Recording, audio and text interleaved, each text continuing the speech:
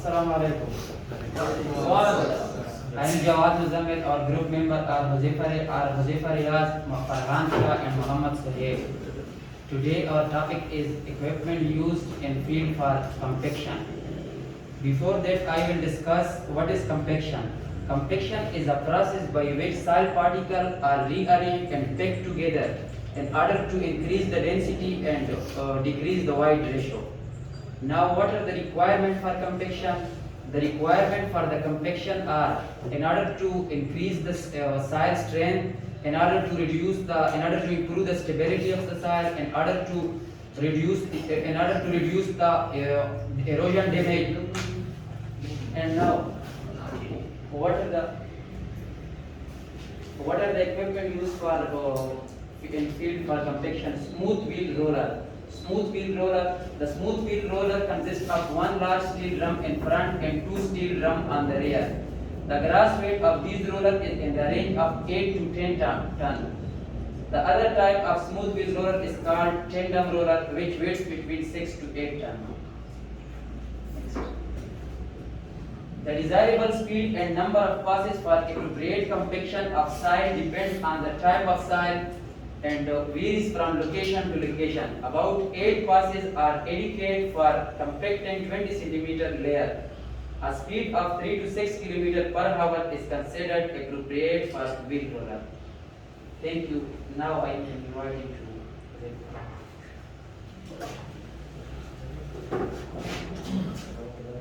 Bismillahirrahmanirrahim. Thank you, Jawad, for inviting me. And my name is Huzaifa Riaz, class number 66. And I will proceed on with the presentation. So the second type of compacting equipment that we have is the pneumatic roller. So the question arises that why we call it pneumatic type roller. So pneumatic, if you search the word pneumatic, the pneumatic means with the pressure of air. With the pressure of air. So we can see here pneumatic tire rollers are also called rubber tire rollers. So in rubber tire rollers, they are filled with the air. So the area that the soil that we compact with the pneumatic roller is actually compacted with the help of the pressure of the air. So that's why it's called pneumatic type roller. These rollers are used for compaction of coarse grained soil with some fines. These rollers are least suitable for uniform coarse soil and rocks. So this is the point that we mainly does not use this type of pneumatic roller on rocks, because the rocks they may be of sharp size, so they can affect or can damage the tires, the rubber tires. So we least suitable for uniform coarse soil and rocks. Generally, pneumatic tire rollers are used in pavement subgrade works, both earthwork and bituminous works. Pneumatic rollers have wheels on both axles. These wheels are stacked for compaction of soil layers with uniform pressure towards the width of the roller. The factors which affect the degree of compaction are tire inflation pressure. So this is the main phenomena that we have in pneumatic type rollers: tire inflation pressure and the area of the contact. The latest rollers have an arrangement to inflate the tire of the desired pressure automatically.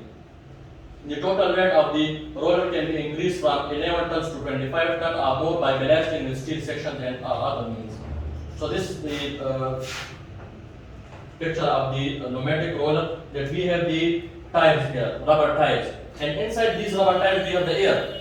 So with the help of that air, with the pressure of that air, we compact the soil, and that's why it's called pneumatic roller. The next type of compacted equipment is shear foot roller. So shear foot roller, as suggests from the name, that it resembles the shape just like a shear foot. Shear foot rollers are used for compacted fine grained soil such as hilly clays and silty clays. Shear foot rollers are used for compaction of soils in dams, embankments, subgrade layers, in pavements, and rail and construction work. Shear foot rollers are of static and vibratory. There are two types of shear foot rollers. One may be static and the other is vibratory. So the vibratory type rollers are used for compaction of all fine grained soils and also with sand gravel mixes. Generally, this roller is used for compaction of subgrade layer in road and rail projects. So the vibratory type rollers, shear foot rollers, are generally used for compaction of subgrade layers in road and rail projects. The compaction of soil is mainly due to force. So this is the main phenomena that we have in shift, the penetrating.